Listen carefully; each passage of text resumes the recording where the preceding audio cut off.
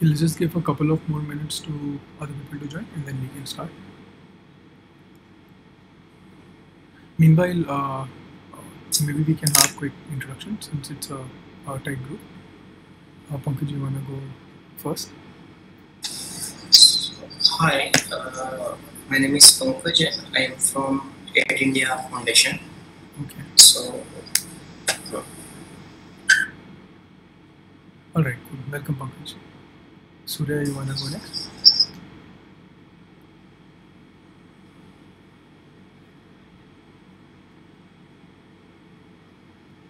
Hey, Surya, are you there? Hello. Okay. Yeah. Hello. Yeah. Like I didn't realize I was speaking with Okay. with the mic still muted. No worries. Yeah. So my name is Shojo. I am the documentation officer at Sanjog,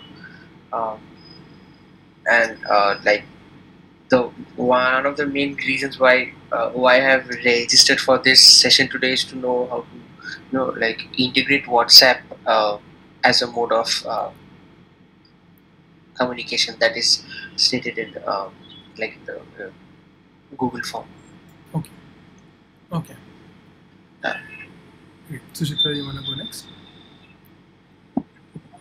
Hi, so I am Shojo's colleague. I am Sucharita from Sanju, and I am the communications coordinator. And like I mentioned in the Google form also, I want to learn how to use this because I don't know much about it. So I want to learn about this platform. Okay. Great. Hi, Devansh. We were just doing a quick round of introductions. Do you want to go next?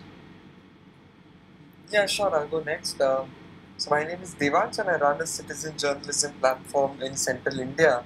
So we've been working on an IVR number so far, and now we have just shifted to WhatsApp, trying to enable citizen journalism over WhatsApp using the API. So I think I'm interested to see what kind of others' experiences have been. Okay, excellent.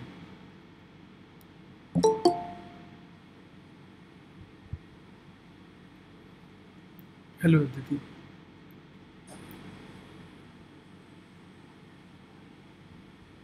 Hi. Hey, we were doing a quick round of introductions. Do you want to go ahead and introduce yourself? Yeah, sure. My name is Aditi Vaikode. I'm currently a third year undergraduate at IIT Madras, and I am an intern at Mahila Mahila Foundation. So I thought this webinar would be really helpful today. It's great meeting you. Hey, thanks for joining. Hi, Dhanraj.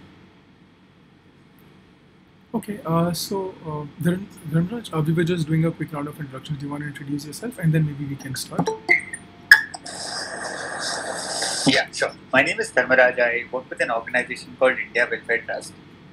We primarily promote more philanthropy and volunteering in India. And the reason I'm here is to try and learn more about the WhatsApp bot and see how we can use that to engage large-scale volunteers in India.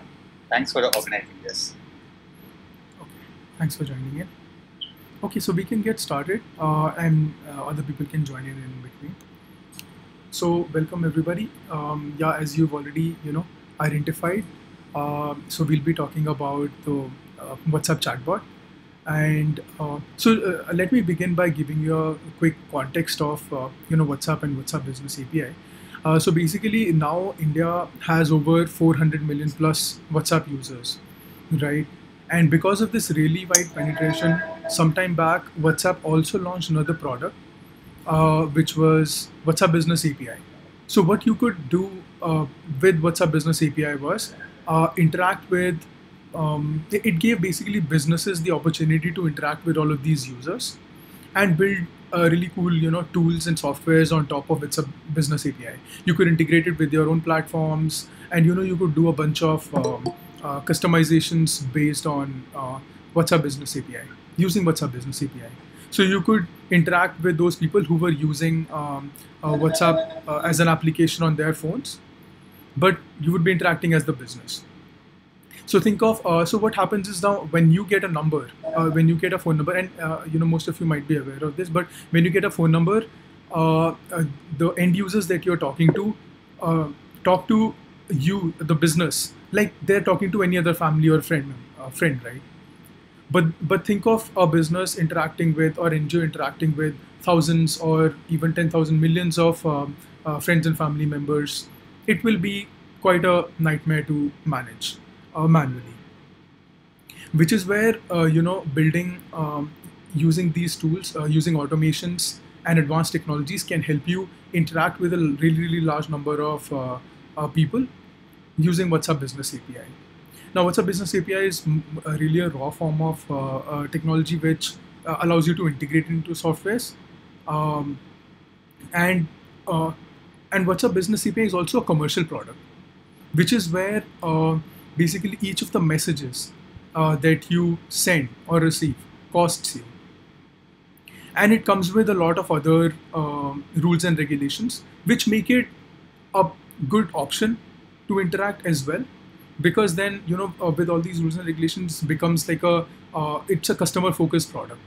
So people feel more trusted and more, connected to use it, and allows businesses to leverage the platform. So one of the things that WhatsApp Business API comes with is the cost to weak messages, and there are few other things that you need to take care of, like the groups functionality is not available on WhatsApp Business API that you can generally do when you're using a WhatsApp client. Like you can create a group of friends, 20 people, 200 up to 200 people, but WhatsApp Business API doesn't do that because it really gives you the opportunity to open up to a large scale of people. Other than that, there are a few other things that WhatsApp Business API doesn't let you do. I mean, so one of those things is a service window. I mean, that's a part of the rules and regulations. So what WhatsApp Business does, it when you use a API, it gives you a 24-hour service window, and all the businesses have these 24 hours to respond to a end user. So whenever an end user will message you, you will have 24 hours to respond for a lower cost message. But when you have to reach out to them after the 24-hour service window, then the messages cost slightly higher. That is the part of WhatsApp Business API rules and regulations. Now, having said this and giving you a quick background of WhatsApp and WhatsApp Business API, let me go into Glyphic, which is one of the implementations of WhatsApp Business API. And what we do is we leverage this WhatsApp Business API to create a chatbot and give you a ton of features which enable you to talk to your end users at a large scale. So let me share my screen and walk you through Glyphic. Yeah. Okay, I hope my screen is visible now.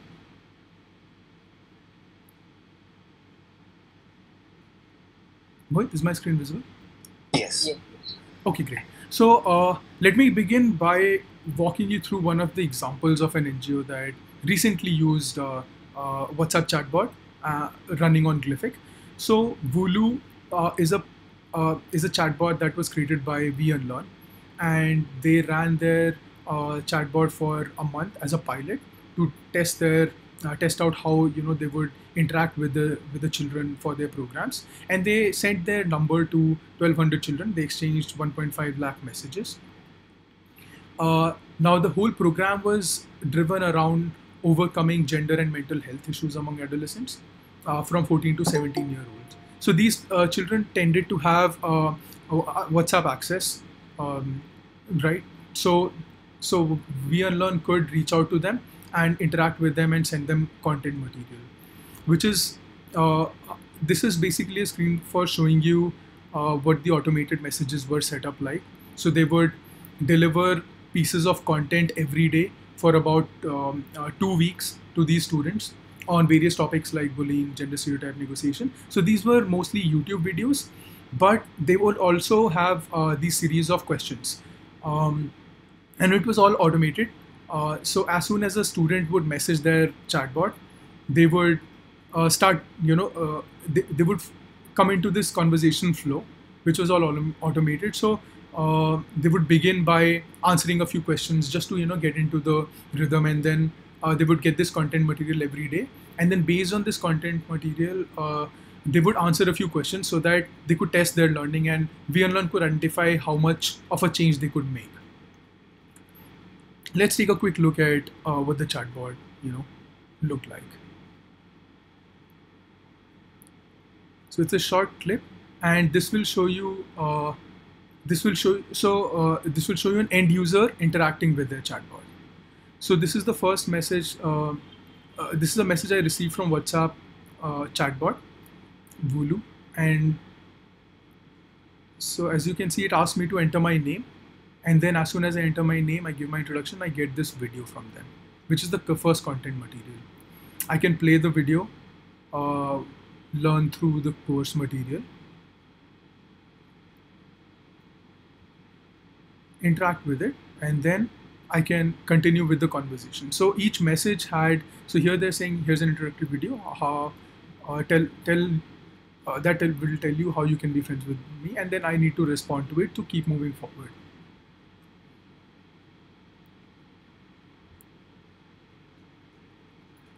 So then it begins with a series of questions. This was sort of a baseline that they were doing. So I'll ask for age, gender, and most of the questions have to be like short, easy to address, easy to answer, because it's easy for me to enter my age and giving examples. So these are just some of the things that you would get into when you're building your chatbot, and we'll get into this detail later on.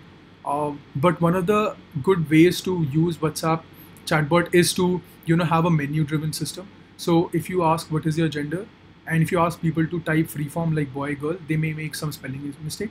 But if you ask them to enter 1, 2, 3, it might give you better results.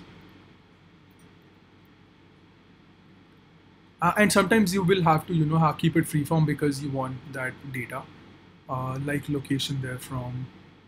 So this chatbot goes on to ask all of these questions, and the end user is responding.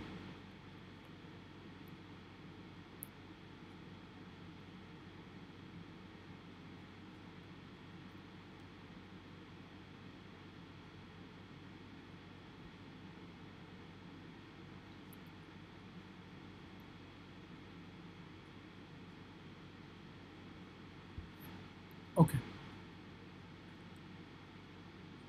So let's just keep moving forward. And then, yeah. Now here, what you can also do with the chatbot is you can set these trigger keywords. So as you can see, I'm typing day 2 bully, which is like a keyword for another conversation or to receive any other content. So as soon as I do that, I get this other flow of conversation, and I get the second set of content, and I can interact with that and keep my learning journey on. So this is sort of how WhatsApp VUnlearn built their chatbot, and it was a good opportunity for students to really interact with the bot, learn in a fun and engaging manner, and they could do it on their own personal pace. It was fun and engaging because they could interact at their pace, and they could respond to the bot, get their queries solved, and keep moving forward. So the good thing about using the bot, I believe, is once you build it, you can use the same thing to reach like they started with 1200 students, but it can go up to 100,000 students or 1 million students without really needing to change a lot of things. You can use the same one-time effort to scale your impact. And this is all possible because mobile phones are getting cheaper, data is getting cheaper, and with COVID, like keeping digital out is not really an option. So after having exchanged 1.5 lakh messages with 1200 children, this is like one of the most memorable impact of their program was the responses that they got from the student itself, and they didn't really want to leave. Like if you can read all these messages, the children are like, okay, thank you so much, and we enjoyed learning from this bot a lot, because it gives you, like, this bot gives you ability to customize messages and write it in a way that people are actually talking to somebody they know. So they would sometimes they would even address it as a bhaiya, or somebody they know. So it was not really a robotic feeling. It was it was highly personalized. It was, it had that connect which made students want it more. And that is the power of what you can do with this chatbot. There are some other NGOs also who have been using it. For example, the Apprentice Project. They have been training children for various skills such as coding, arts, and dance. And what it actually does is, these are like activity-based learning. So students can stay engaged over a prolonged period of time. They can keep requesting, get an activity every day, and respond to the bot as well. So a learning material is sent to the children on a daily basis, and that's how this engagement happened. The Apprentice Project is also, getting into advanced technologies such as experimenting with Dialogflow and AI/ML based responses to scale their programs. We've had Reap Benefit also, who have been making really great progress. In the past 7 months, they've reached out to about 40,000 people, and they're even amping up to reaching out a lot more. And they've sent over 1 million messages. Their program revolves a lot more around citizen mobilization, like addressing some of the welfare issues in the city.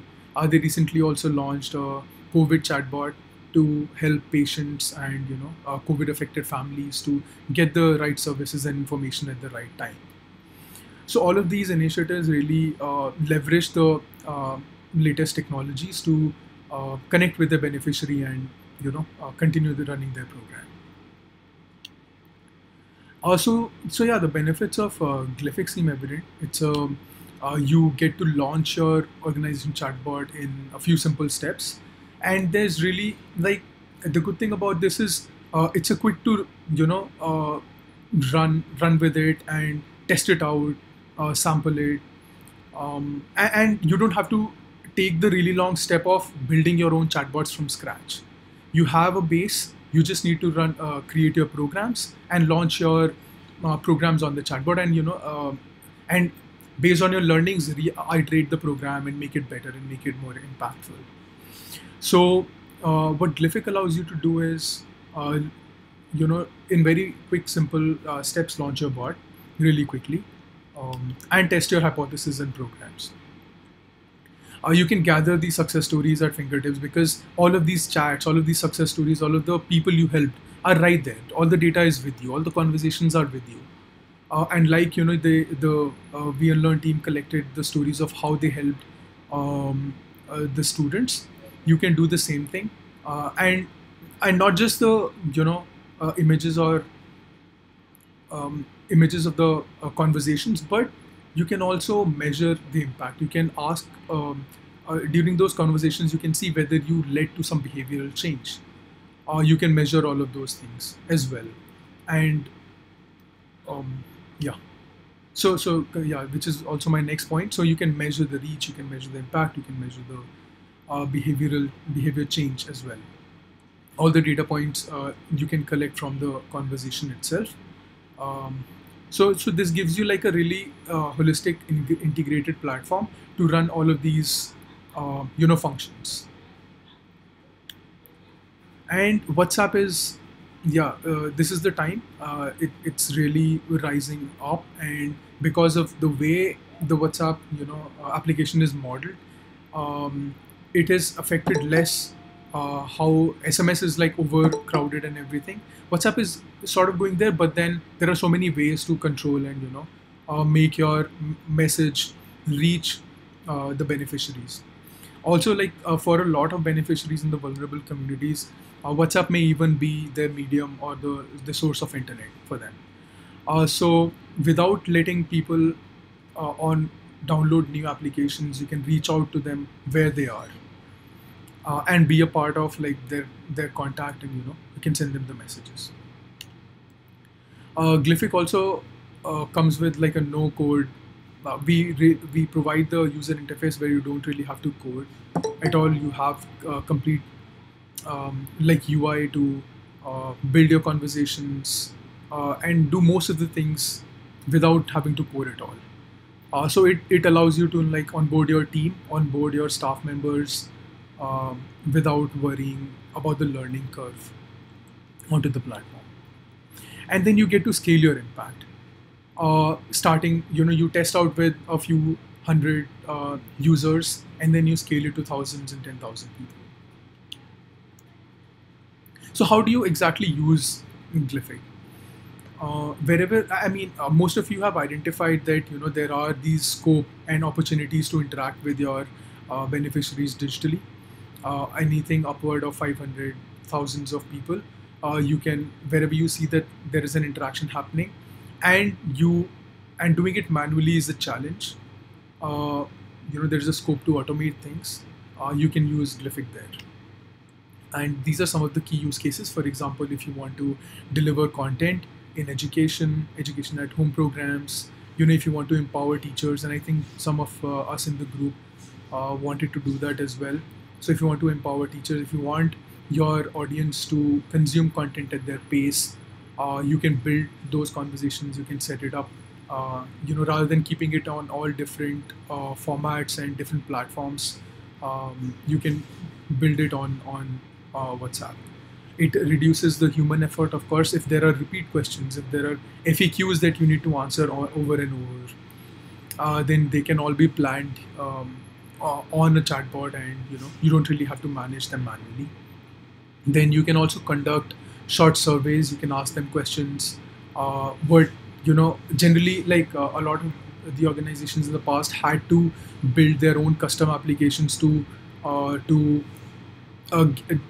collect data, also run it in the field like volunteers, and manually people would go and operate that same application to collect the data. However, here with WhatsApp, because people are familiar, because people are already using it, there are better chances that you can do it without deploying or building new applications, or without building new applications, and letting people run it on their own. You can set up helpline operations, you can set up counseling and grievances mechanisms. So the two-way communication ability for on WhatsApp really gives you the opportunity to solve each and every request that comes in.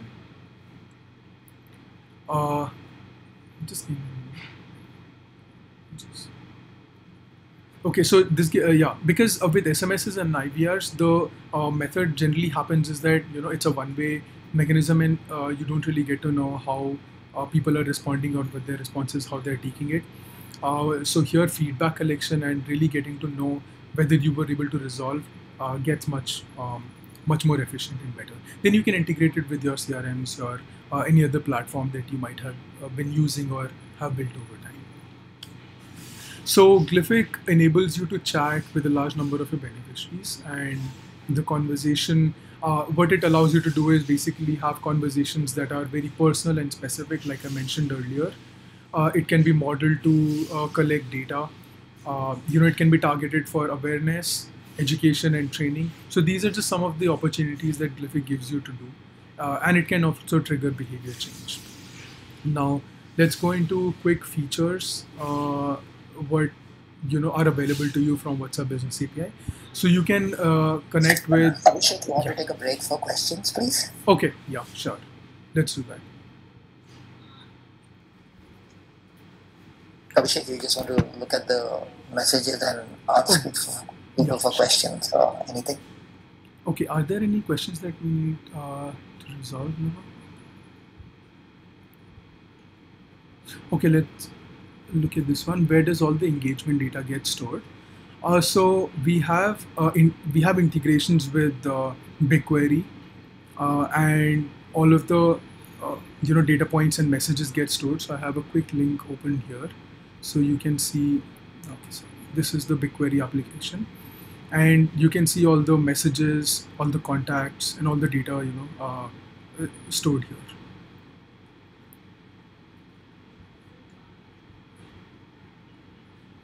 Yeah. And is there a way to connect chatbot with our database? Like we connect volunteers with NGOs. We have NGOs registered on our platform, so if someone needs details, we can connect chatbot with our. Yeah, Abhishek, I think that is possible. However, we will need to like understand from you what this platform is all about, and so any kind of like custom and specific thing that you need to do, we can take a closer look at it. Case to case basis, but we have fairly well documented APIs and documentation to how you can extend the platform and connect this chatbot with your own databases and your own applications.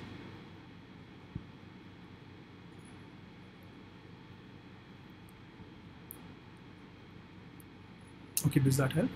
Alubadi, is there anything you want to add to that? No, go. You can keep going. Okay, great. Any other questions? You can just unmute yourself and ask. So I have a question. You mentioned that we can take short surveys through Glyphic, right? Yeah. So could you please tell me what exactly are you referring to when you say short surveys? Is it the number of questions, or is it dependent on some other parameter? Or is it just based on the fact that if there are too many questions, that then the user or the beneficiary might get bored or might drop off? Is that the only point of the short survey? Right. You got it right. Okay. Yeah. Okay. Thanks. Any other questions?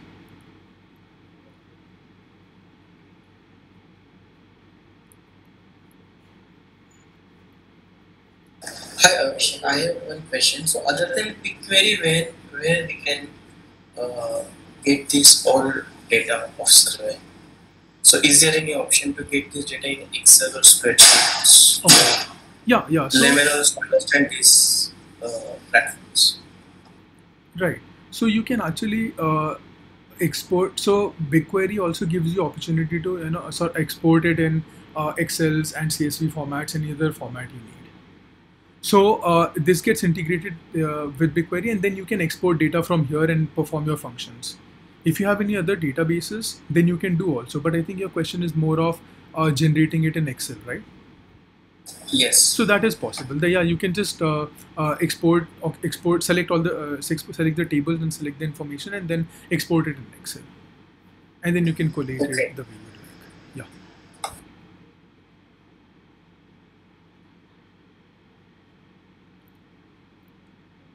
Okay. Thanks, Abhishek.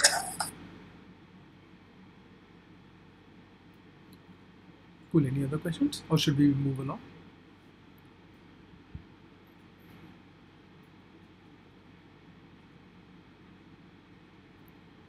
Let's go ahead, and if you have any questions, you can just chat and we can take another break in some time. So giving you a quick overview of the features. So when you have to run your programs, you may need to spread it across various regions and support various languages. So you have you can customize your messages in different languages, and you don't need to really do it in you don't need to repeat your effort a lot. Glyphic allows you to really plan all of your messages in a lot more UI driven and very easy to manage feature, and I'll show you probably when I demonstrate you the platform. So you have the ability to customize messages in different languages. You can send and receive media messages. So if an end user is sending you any media, you can save it on Google Cloud, which happens through an integration. And if you want to send it, then also you can send images, video, YouTube videos, or audios, PDFs, stickers. All of these you can send. You can track engagement like I've already shown. So you can generate those reports, you can analyze the data, and it can be any data point that you want to analyze, like how many messages are people generally consuming, where they are dropping off, so you know where area exactly to iterate and make it better, right? So and any other demographic data points, all of that you can create your charts and reports on.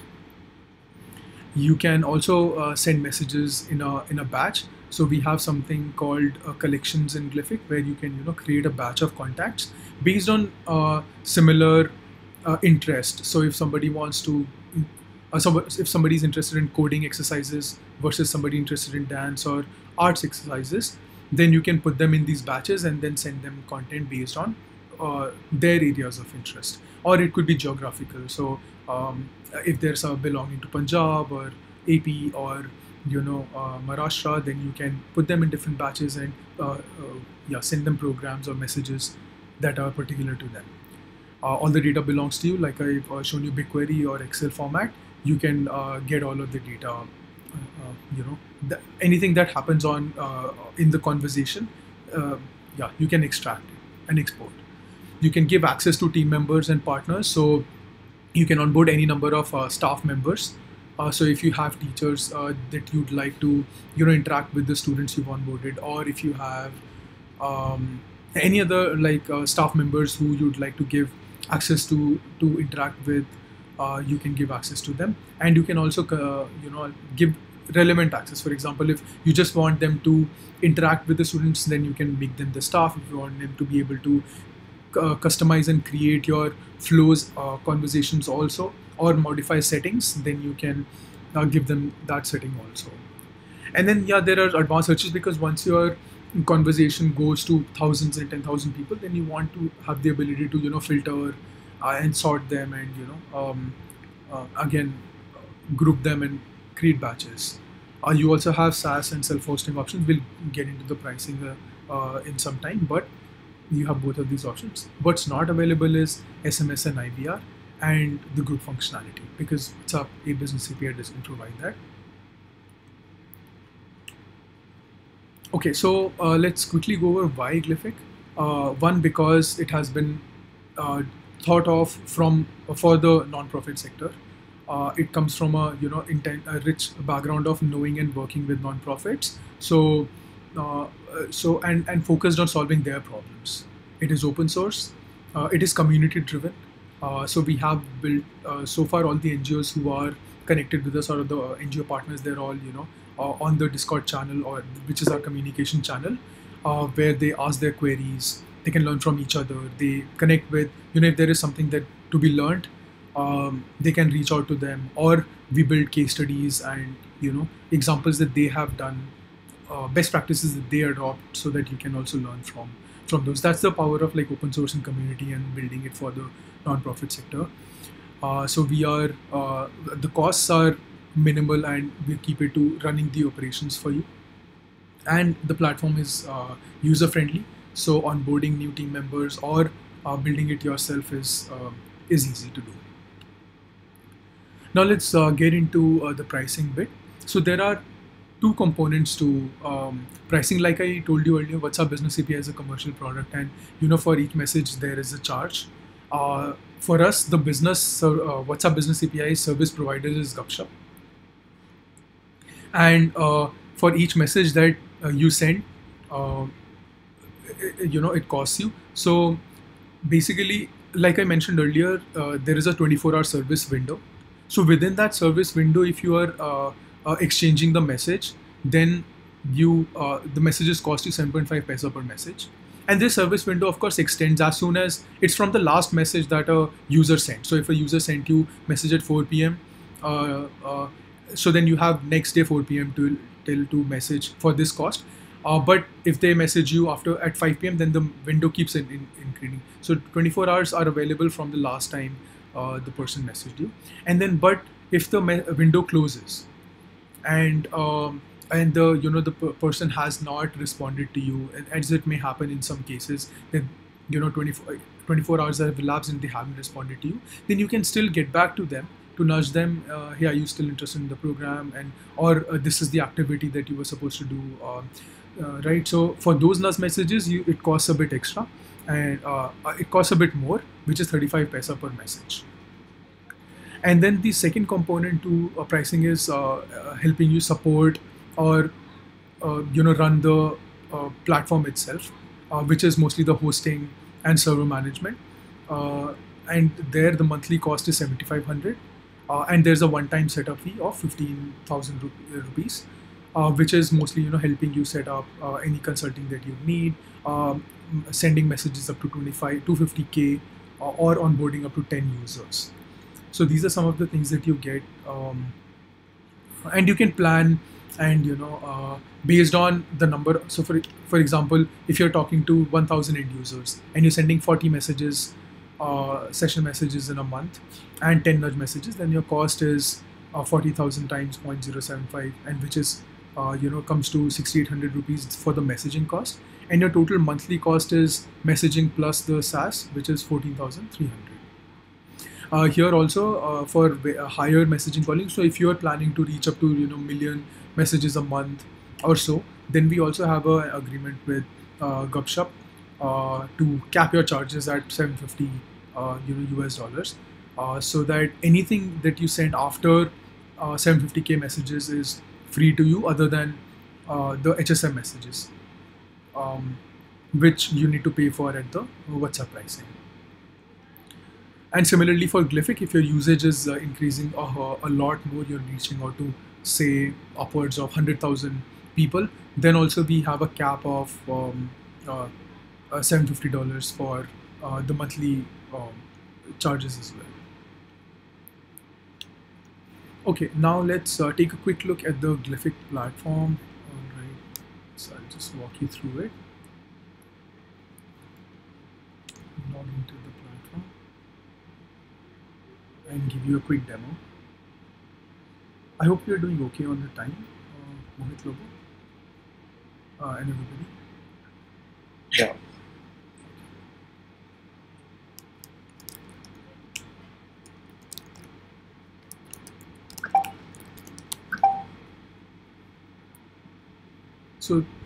So I've logged into our Tide support account, and this is what the interface looks like.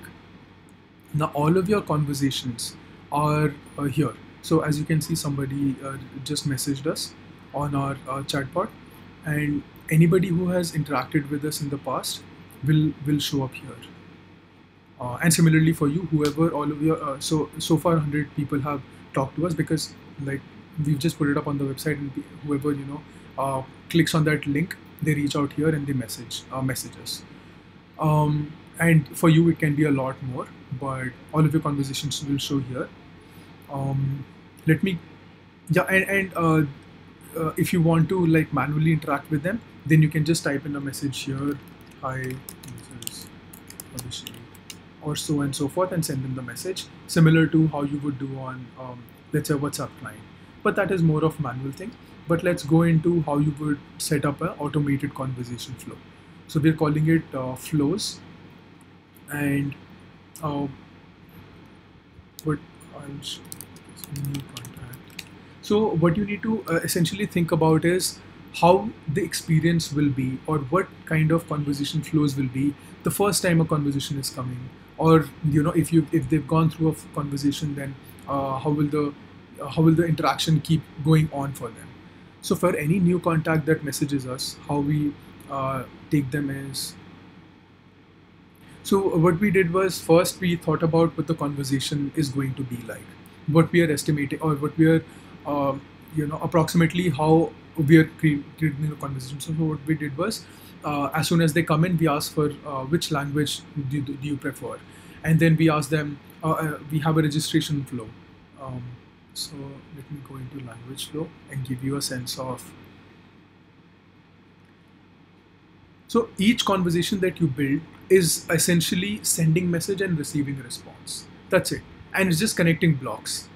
Like you'd connect Lego pieces. So look at this. So as soon as somebody lands on this flow, you send them this message. Your contact language is currently so and so, based on what they message.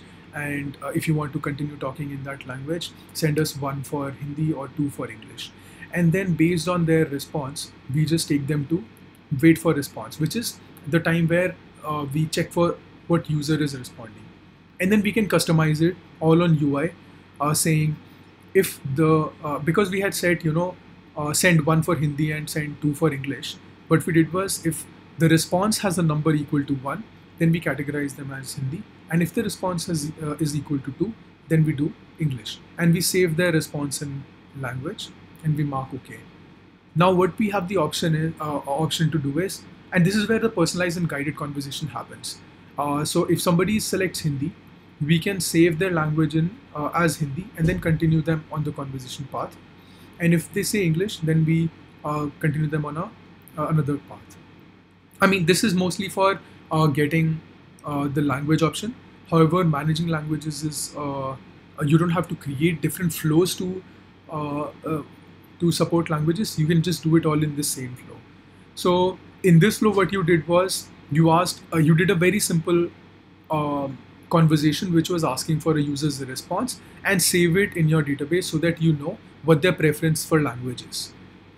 Right? So you send them a message, tell us your preference. You saved, you got the preference, and based on that, you updated the contact with that. So you updated their setting language to Hindi, and that's it. So here you have the option to do is update the contact. And I know, I mean, right now it may feel new and overwhelming, but as soon as you get into create a first flow, it becomes a lot more easier. And then you can select what to update, so language, and which language is this? English. Or otherwise, if somebody is saying Marathi, Hindi, then you can just customize it in your first message, say type 3 for Marathi, and then here you can say, if somebody types 3, select Marathi. And then you can get one more node here. So let's just quickly try to do that. Here, if you say has a number equal to 3, I say Marathi, okay, and then here I get an option. Okay. So again, like customizing it is, you know, like I said, user friendly. So all you need to do is like drag and drop all of these options, and here what you can do is update the contact, because we are updating the setting. What we are updating their language, and what language we are updating? Marathi. That's it. And then I just connected back with the main, continue them with the flow. So so this is essentially how it's happening. And after I update their flow, I continue them on the same message, because you know, after they respond, I need to say something, and I just give them a confirmation that your language is now set to @contact.language, which is this option or variable that you had just set up. So that you know, because of this variable, each person receives the option that they had set. And then what you can do is preview your conversations. So we have a simulator here, which acts as how the beneficiary would you know, experience your flow. So if they send this message language, this is the option, this is the message they will get, and the conversation will be something like this. So I'll say to continue, and then they will get this language. Your language is now set to English. Great. So this is a very tiny conversation flow, and you can create as complicated and as, you know, yeah, as big as you'd like. Let me show you also how you'll manage the languages. So here are all the options. You can, in settings, you can, you know, increase the number of languages. So right now you can see Hindi, Spanish, Urdu, Marathi, Bengali, Telugu, Tamil. But if you want to include Odia, then you can go into settings and add, and another language will get added. So if I click on Hindi, it gives me, in the same message, I can just translate this, enter that message, and click OK. So the same flow is basically supporting all the languages in the message. So you don't have to create multiple conversation flows. Everything is managed in one place. Yeah, that's it. And everything else, all the other functions just work the same way. So this is all about creating your conversation flows. And then so if we go back to new conversation flow, this is how we've set up. So after we ask language, we go into, we move the user into an opt-in flow, which is where we get their preference, whether they want to stay connected with us or, you know, not. So this is, so we say, hi, welcome to Tides, you know, type 1 to give us permission to message you, type 2 if you only want to get content based on, you know. So there is this opt-in method. And then after they opt in, we go into a registration workflow, and here you can see how it's a small glimpse of how data can be collected. So in the registration flow, we are asking a bunch of questions to identify the person. So we say, tell us your full name, we ask for their name, and we save the name in our database. Then the flow moves to next question. Please tell us your email ID. We ask for email ID, uh, and then we update email ID. Now there are a few other things that you can do. So let's say if you are asking for email ID, you can have these checks. Is this really an email ID? Because you can put that validation, and then it's a small quick function. And for like you can do for email ID, you can also do for various other things. Like if you're asking for an image or audio from a user, then you can check whether this message is really an audio, video, or file or location, right? So what we do is, if it is an email ID, then we move them along. If it is not an email ID, then we say, hey, please send us a valid email ID. So you can do all of these. And then if, let's say here somebody drops out, if they don't respond, which is the no response function. So I have the ability to nudge them back. So in the no response, what I do is I just send them, okay, so you can see my cursor goes back to the previous message. So if they don't respond within 5 minutes, and you can customize whether it should be 5 minutes, 15 minutes, 1 hour, then you can just direct them to previous message or send another message saying, hey, we didn't hear back from you. Do you want to continue the flow? So you have all these options to customize the conversation based on how you expect the user to respond. And then it just keeps going on. We ask for something else, and then we get the response, we save, or we put these checks, right? And this is how you build your conversation. And if I go back into, and then there is this glyphic flow.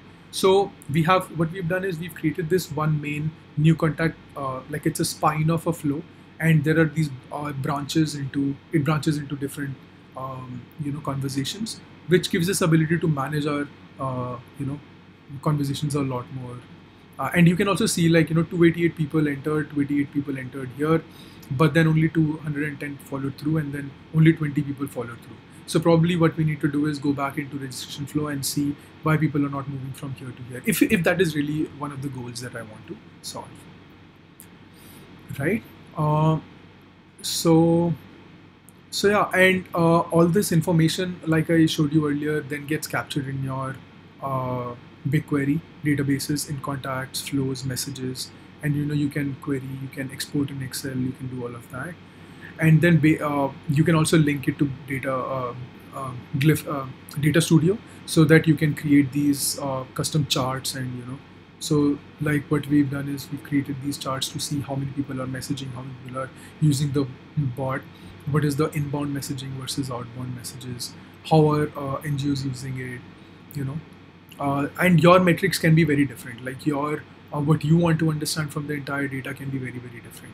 So you can create your relevant, and it's as simple as drag and drop. So if you go into editing these reports, yeah, you can customize.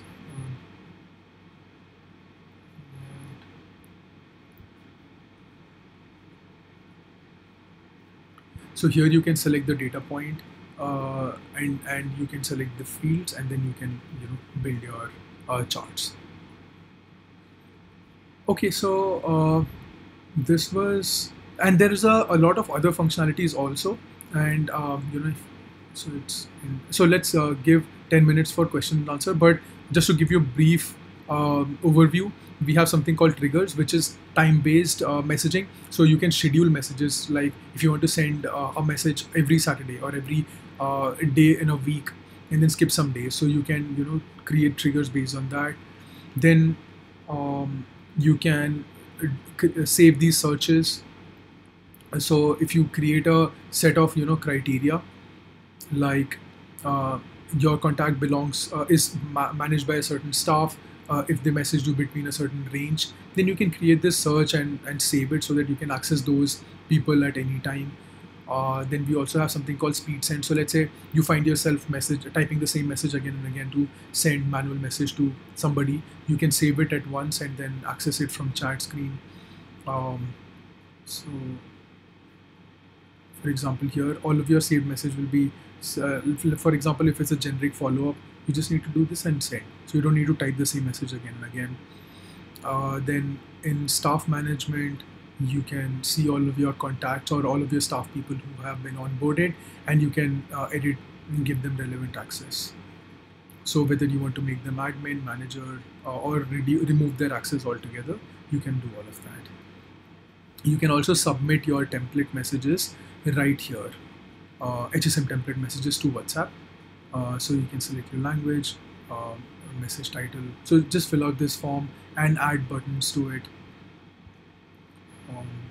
So yeah, so all of this is UI driven, and you can submit it for approval. So once you send it, it shows up here whether the message has been approved or it's pending. Yes, and then yeah, and if you have any specific okay, so there is just one more cool thing. Let me show in organization, which is something like a default flow. So what happens is there may be cases where none of the flows will match, or none of the keywords that people are sending will match. What will you do then so that the people are responded to? So you'll just create a default flow, and you'll say whenever somebody, whenever these cases come in, they just send them this message, so that you can build a flow and then select from here. Yeah, so I think this is pretty much it. Few other tiny features could be like adding attachments right from your computer, and if you have integrated Google Cloud Storage, then you'll be able to send files from your computer. You can record a message right here, and send it from within the platform. And there have been very tiny tweaks and things that we've been building over time that gives you a lot more ability to manage your conversations, yeah, and fine-tune them. Okay. Other than that, we also have a good ecosystem to support you, help you. So we have support documents, we have the NGO community to interact with, and we can help you build custom solutions also if something is very specific to your organization. And you're in good company. So these are some of the NGOs who have been using it, and yeah, we've been receiving requests, but this just goes on to create that ecosystem and that knowledge, resource and support system for NGOs to learn and build their programs. So yeah, I mean, if conversations are important to your mission and scale is crucial to your goal, I think Glyphic and WhatsApp chatbot can really help you out.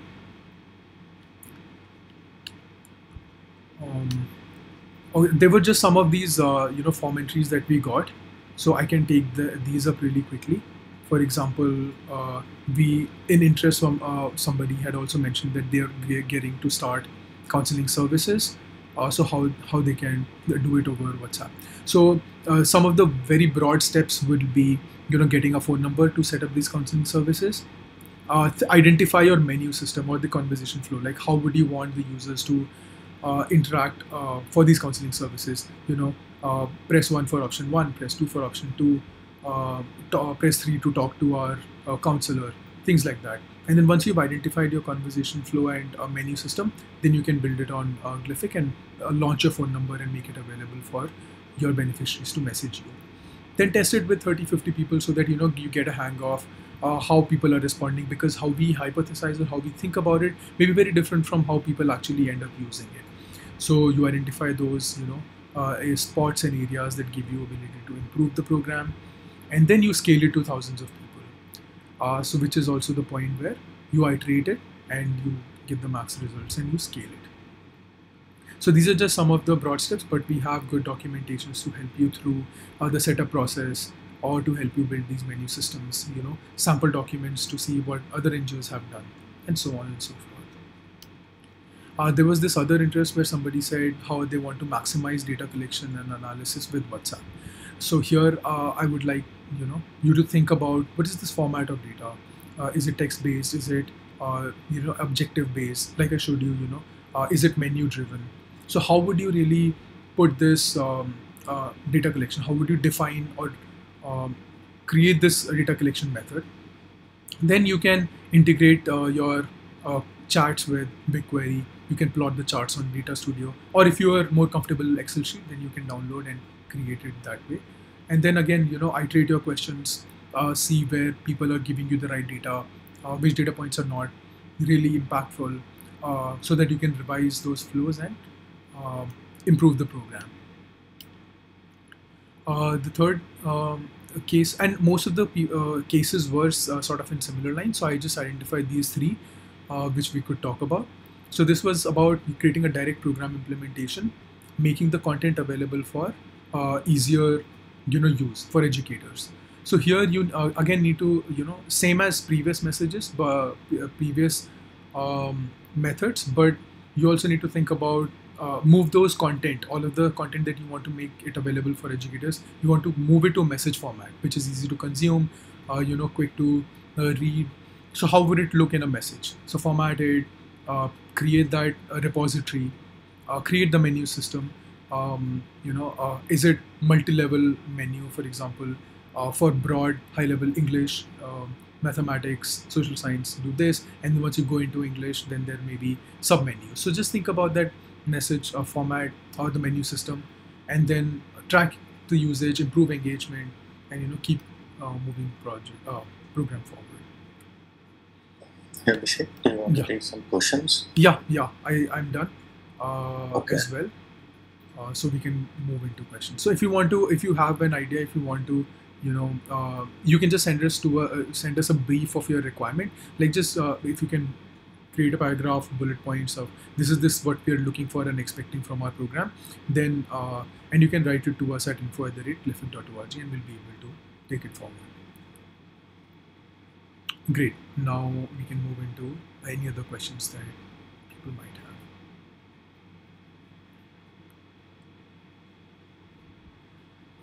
Could you share an example of a nudge message? Okay, so nudge message, for example, let's say your students are doing an activity and you're sending it everyday basis, but somebody drops out, some student drops out, and then you can check on them saying, hey, we sent you this activity, are you still following through? And the nudge message also looks similar to any other message, but it's just that these messages need to be pre-approved by WhatsApp. That's the only difference. So the structure and the content remains same as any other message, but it just needs to be pre-approved. The only advantage you also have on nudge message is that you can have variables. You can send attachments. For example, hi @contact.name followed by a message, and then time and place. So that contact@contact.name can, when you send that message to thousands of people, then it just uses it just takes that value, right? So can one send it without conversation being initiated by the user? So what WhatsApp Business API asks you to do is let the users initiate the conversation, so that it doesn't appear as a spam, so that you get their interest in, and then you carry the conversation forward. But if you have electronically got their opt-in somewhere else, say you have a form where people say, I'm happy to get messages from organization XYZ on WhatsApp, then you can initiate the conversation from your side, because they have somewhere explicitly mentioned that they want to hear from you. So in that case, you can start the conversation. Otherwise, the best method is to send the number to those people, let them message you, and then continue the conversation forward. Yeah, sorry, Abhishek, just to clarify, I meant, is it possible for people to send nudge messages without the conversation being initiated by the user? Because my understanding is that while you're right, you'll need some buying either on WhatsApp or on some other platform, but does the nudge also work if, as you said, if the user is inactive for a certain period, right, and I need to send them a nudge message, does it require the user to have some sort of action, or can that be automated once we have the buy-in at the initial stage? Oh yeah. Once you have the buy-in, then you can automate, and you can schedule it and plan it, all of that. Yes. Then it doesn't need a initiation by the user. Correct. And what kind of apart from the data that we are getting from the chat in terms of people's responses, etc., does it also give us other insights like the number of people who've clicked on a certain kind of message, the number of responses to a certain kind of message? Is there that level of data available for us to mine through? Yeah, so you may not get really clicks, but you can. So what you can do is like most of the data point that you get will be driven from the user's responses. So, for example, if the conversation is happening and you send them a link and you want to see if they clicked, so then the second message can be, "Did you check out the link?" And that's very right out there, but it could be a question based on the link. So if they respond, if they say, then you can basically get to know that the person clicked the link or checked it out. The other thing is like if you use these other tools, for example, YouTube or anything else, or Bitly or other platforms, then there it gives you an analysis of whether the link was clicked or not. But again, because WhatsApp chat may whether somebody tapped on the message or not, that you can't really. And then there are other meta information also. You can label those messages, so you can at least see whether somebody reached that conversation or that message in the flow or not. Fair. One last question, Abhishek. Sure. Do you currently work with any CRM service providers in terms of integration? So right now, Or do- it's in our roadmap to maybe explore CiviCRM to as one of the platforms, or even Zoho. Right now we don't have out of the box integrations, but if you want to integrate it, then we'd be happy to like work with you on a case basis and integrate it for you. Sure. Yeah. Sounds Or- good. Thanks. Yeah, or Thanks if you so much. have or if you have your teams who are building it or managing it, then you can get these APIs from Glyphic and integrate it, get them to do it also. Sounds good. Thank you. Okay. I think this question is answered. Can we add a team of 20 to 30? That's correct. Yeah. And as some users, so the only thing I would highlight is you can have 20 to 30 people, but you will there is a variable cost to when your usage increases. So let's say 30 people are using Glyphic at the same time, then there will be like a load on the server, and the cost will be so there is a and that's there in the pricing page. Mohit, if you can share the link, then yeah, you can check out what the pricing for a lot of users will be. But that is based on how many people are actively using it. You can onboard them, but if only 10 people are using it, then you are well under coverage area. So as some of the users have not started moving, okay. Yeah, so sorry for that. We don't really have SMS. We are relying on and building it on WhatsApp, keeping it WhatsApp based.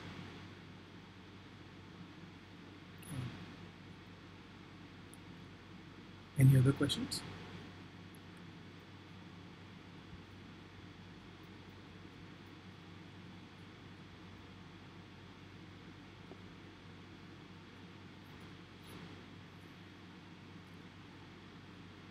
Excellent. So I hope you were able to take away on some of the questions or some of the things that you were looking for from the chatbot, or how you can build your programs.